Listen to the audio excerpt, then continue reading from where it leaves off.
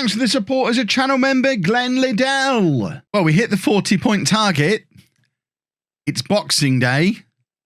We're still top of the league. We're not dominating things the way we were. We are still just about top of the league, though. And I guess we need to set a new target for the season. Do we seriously think we could qualify for the Champions League?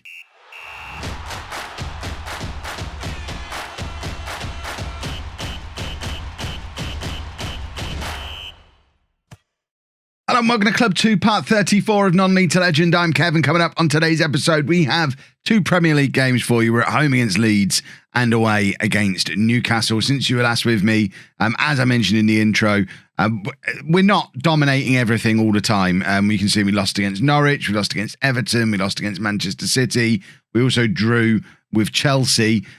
So it's kind of a little bit up and down, our form at the moment. I mean, if we look at our last 5 Premier League games, we've won 2, drawn 1, lost 2, which is much more like the kind of form we'd have gone into this season dreaming about and hoping for. So this is what the Premier League table looks like. 2 games until the halfway point of the season, so we'll get there today. We may well still be top of the league when we get there, but Manchester City are hot on our tails, and we're a very good side when we played them, and they beat us. But we have that all-important 40 points. So as promised, we now set a new target. I guess we look to secure 7th place, first of all. We finished, was it 9th or 10th last year? So I guess we go, right, let's qualify for Europe in some description. And once we've qualified for the Europa League, then we'll look further up. We're not thinking in terms of Champions League. We're not thinking in terms of winning the Premier League. It would be lovely if we could qualify for the Europa League. That would be a fantastic achievement for a club our size, even with a start to the season like this. So let's go try and accumulate the points that we need to be able to do that. And this is our team. It's very familiar by this point. We're going with Svilar in goal, a back four of Williams, Parsons, Novak and Lopez, Clarkson and Francis in midfield, Shortire, Bizer and Pelestri supporting Jones up front. It's very much our best 11. If they get injured, it's problematic. Ricky J. Jones did miss a couple of games over the last 5 games, and we've had a rough 5 games because of it. So we really do struggle when we start to miss any of these players. We don't really have much in the way of backup for any of them. Obviously, Shortire and Francis are only here on loan as well. I think Williams has got himself sent off here after 5 minutes. What a way to be a club captain, eh? Fantastic stuff. My word, what a start. I don't know what to do. I guess Shortire has to come off. Bizer's been more important. Although Shortire started well, Bizer's been more important. We go to some kind of 3 at the back monstrosity. But then that would involve taking off Lopez, which seems like a bad idea as well. Probably the best of, I don't know. I want to win the game. No, we've got to be sensible about it. We're still only Peterborough. The Shortire comes back here. Ekwalimbi comes on for him. Bizer goes out there. And we do that. And it's not ideal. But our captain, boys and girls, Bizer with a corner, an in-swinger. And that's one of the reasons why Bizer is so important, because he takes such a good set piece and didn't quite manage to deliver it exactly where it was required that time. And the header goes a little bit over. You're right, Brandon Williams is sending off, has left us in the lurch. I'm tempted to strip him of the captaincy for that. It's absolute insanity. A tackle like that in a nothing area of the pitch that early in the game. I know he's a former Manchester United player, so he's probably got feelings about Leeds, but still, what a ridiculous thing to do. All he's done there is made it much more likely that we end up losing to them. They've hit the base of the post there, and Lopez ever so calmly gives it to Pelestri, who plays it across to Ekwalimbi, and he's the one who decides to take the sensible view of it and lump it forward and get it out of harm's way. I'm not saying this. See this? It's like the game and the assistant manager in the game, Stephen Schumacher. I think he's fresh out the comments section. Oh, you're down to 10 men. Better go very defensive. Where's the logic there? We've got less players, so let's invite Leeds into our half and hope they score. Ridiculous. If we're down to 10 men, we attack and we try and win the game. Lopez does very well there. He's a very good player. Oh, God, that was poor from Lopez. By and large, he's a very good player, and Svilar collects the ball nice and comfortably at the back, throws it out nicely to Francis, who turns and plays it to Bizer and Ekwalimbi and Parsons now playing it forward, looking for Jones. But that's kind of what we're resorting to now, just lumping the ball forward, looking for Jones. And it's not really the right kind of pass for him. We need it. I mean, that was a decent one. He needs it over his head or into his chest. Head height is no good to him. He needs to be able to use his pace rather than his height. But because he's 6'1", it can sometimes be misleading, and we aim for his head. That's not ideal. Right, we're just going to keep doing what we're doing. We're doing all right at the moment. What I was trying to say before Brandon Williams spoilt everybody's fun is the other goal for the season now. He's looking for long-term replacements for the two loan players, Shortire and Francis. And we've got the basis of a very good side here, but two of them are only in on loan. I think it's very unlikely we'll be able to sign either of them permanently because they're both... Oh, see, that's a good goal. And because they're both from very big clubs. Francis is from Liverpool and he's young, so he'll be a Liverpool starter for years to come. There's no chance of us getting Francis. Shortire might be a different one because I think he's 22, so he's kind of on the cusp of maybe being surplus to requirements at Manchester United. I can't see him getting into their first team at this relatively late stage of his career. But I don't know, if he has a really, really good season with us, maybe they change their mind and give him an opportunity. I think if we're going to get either of them permanently, we're much more likely to get him. Jones is in here and Jones has equalised. It's a lovely pass. I'm not sure if it was Francis or Bizer with the pass. They're both equally capable of hitting one. But it's a lovely pass and just a typical Ricky J. Jones finish at this point. So Bizer played it into Francis, and it is Francis who's perfectly weighted that pass in behind the back four. We were talking about the kind of passes Jones needs in the first half. That's the kind of pass you play to Jones because he'll eat that up all day long. Palestri with the header clear can't get it far enough to get to Jones. And Ekwalimbi didn't offer any kind of resistance to the player just running past him there. And we're very lucky that we've not conceded the exact same goal again that we conceded earlier on in the half, because they've had a similar shot from a similar position. They're both coming via Ekwalimbi's left back spot. Jones this time trying to win the header again, still doesn't. And Ekwalimbi needs to get a tackle in, and he's let his player go past him again. And that is a problem. That is a real problem spot. And I've been quite a fan of Ekwalimbi. He's been with us nearly a year now.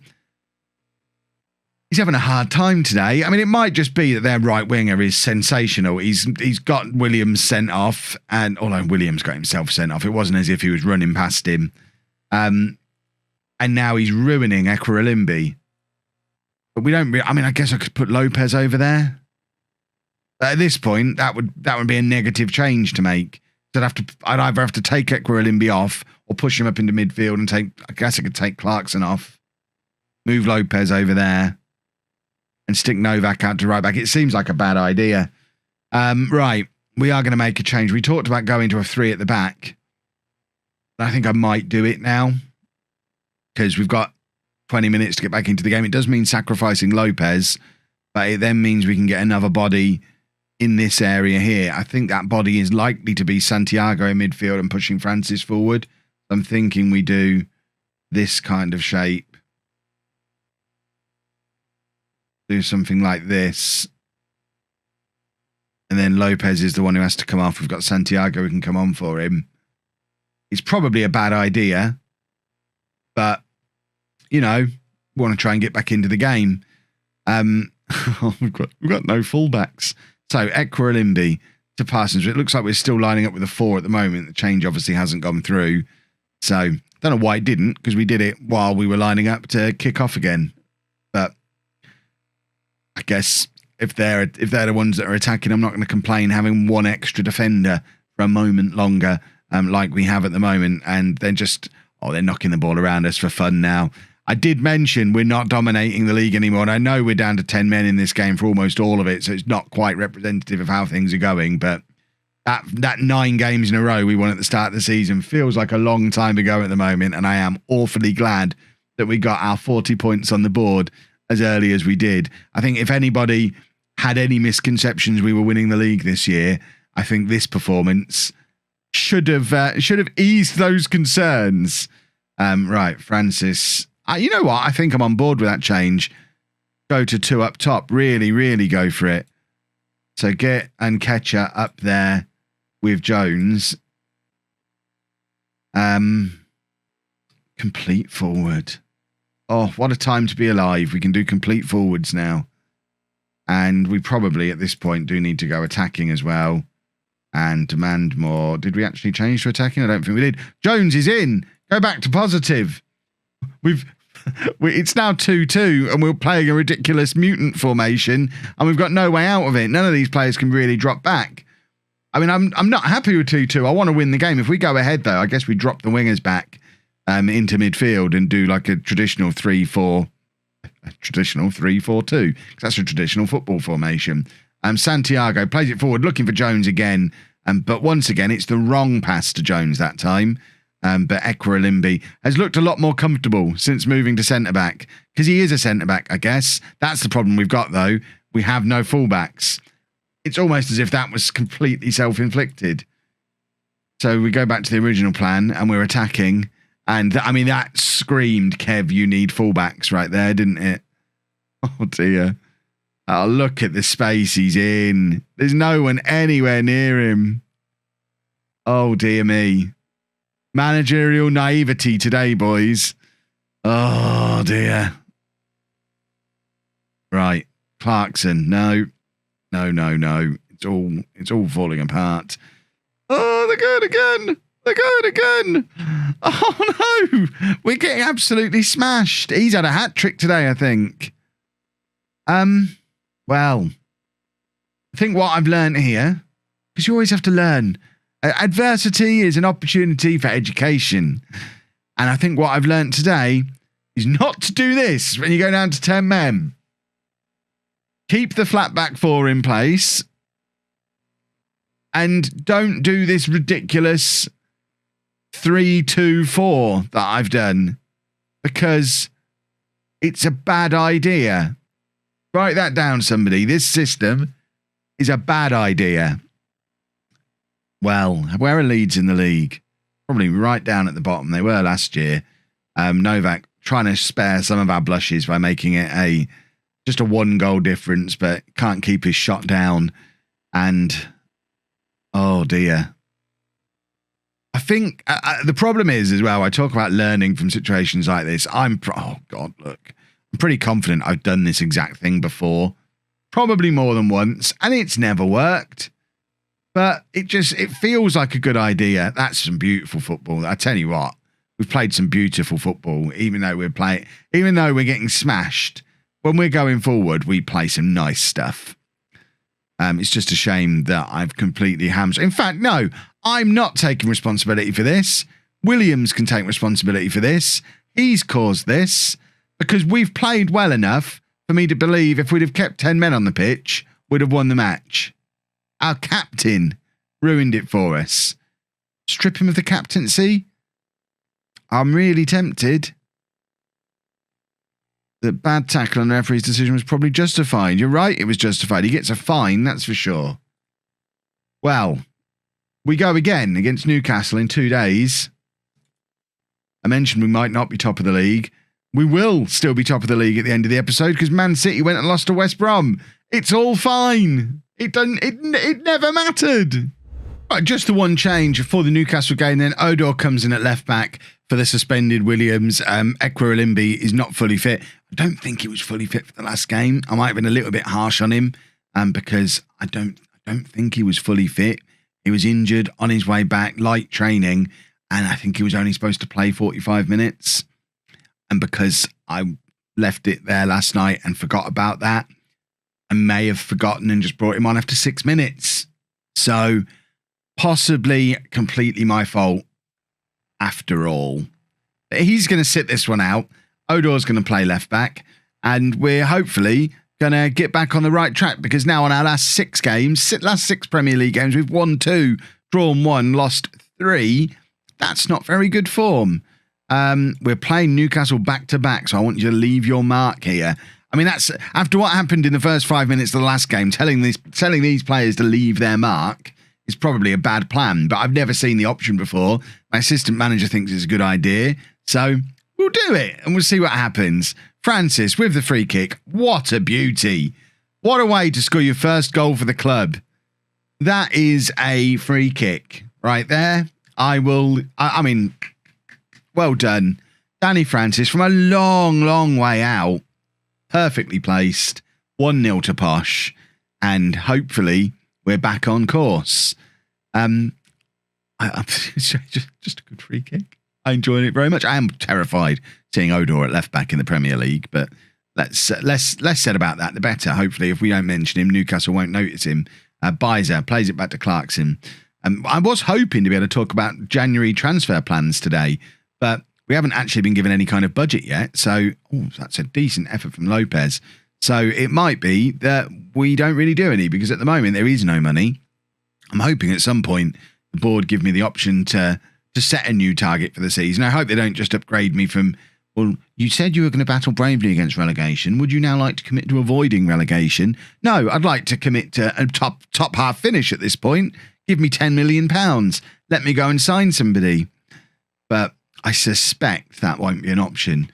But I do think we need another fullback at the club. We've got Williams. We've got Lopez. We don't have much, but I know we've got Gazkey knocking around the place. He keeps going out on loan, but he's never going to be a Premier League player. He was a 5-star potential fullback in League One. I think we all need to forget about Gazkey. Let's pretend he never happened. Ekwarimbi can play out there. Novak can play out there, but neither of them are great options. So I think we probably need another fullback. And like I was saying before, we need a midfielder to replace Francis when he goes back to Liverpool in the summer, which is almost guaranteed. I still would quite like that to be Wassel if we could get him back from Norwich. I don't know how close they are to going down this year, but if they do, I'd like to be able to take him from them. Although getting relegated doesn't guarantee us getting a player, as we saw with Jack Joyce last year. I might check in on how he's getting on in the Championship with Wolves. Not that we need him anymore. With Jones and Ketcher and Patton, I think we're all right for strikers. Newcastle have just equalised here. That's inconvenient. Palestri is shattered. We are playing 2 days after the last game, and Palestri was tiring in the last game as well. So I think we're probably going to be looking to get Patton into the fray relatively soon in this second half for Palestri because he's tired. We know Patton can definitely do a job out there. Certainly in a situation like this where we need a goal, Patton is the man that I would want to come on because I think he's got 3 goals already now this season, all from these bench warming positions. So let's get him on, get him to go on and do his business. Patton is on the right-hand side with half an hour to go in this game. We're keeping an eye on everyone else's fitness levels as well. And as soon as someone hits red tiredness, off they come. I think we're more worried about that today than how well they're playing or tactical changes necessarily. We just need to because we're so reliant on this 11, we need to try and keep them fit. And it's worth sacrificing a couple of points in a game like this to avoid sacrificing a player to get those points. Shortire plays it into Jones. Lovely pass, lovely goal. We've done it. So we've done pretty much exactly that move 12 times this year now. That's how many goals Jones has scored.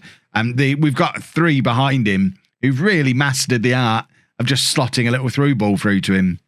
And all of our other goals come from the 2 centre backs at corners. We have 2 types of goal, although Francis did score a 3rd type of goal for us today, curling in a free kick nicely. He might be about to do it again here. It's going to be his last kick of the game because he's about to come off. But let's see what I curled it in for Jones, and Jones has scored again, and it's with his head. After I've spent the whole episode saying he can't use his head, he's proved me wrong. It's 3-1, and that should be job done. We're going to take off Francis, bring on Santiago, and we are probably going to take off Bizer. And we don't really have anyone who can play in that role. I guess we could. Can Shortire play there? He can, so we'll do that. We'll bring on Nketiah and stick Shortire in there and stick him up top. And Jones can go out here. Oh, look what I've got here as a front 3, boys and girls. This has been the dream for so long. I've got Jones and Patton out wide with a good striker through the middle.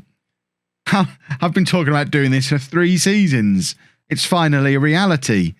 let's see if it's actually any good. We're going to drop a little bit of praise because this is a nice, after the form we've been on, this is a nice scoreline to be sat on with 20 minutes to go. And Ketcher's in and he scores as well, although it looks like that one's been disallowed for offside. The ref's waving his arms around and the Newcastle players are all surrounding him. I would let the goal stand based on the fact that every single Newcastle shirt is surrounding the referee there. I'd just be like, look, I was going to disallow it, but you've all acted like total wang baskets.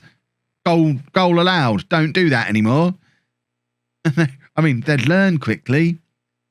This is how football would work if I was in charge. Right, 3-1. Newcastle trying to go a little bit more attacking. What they don't realise is if you're going to play a back five, that's not attacking. I won't have it.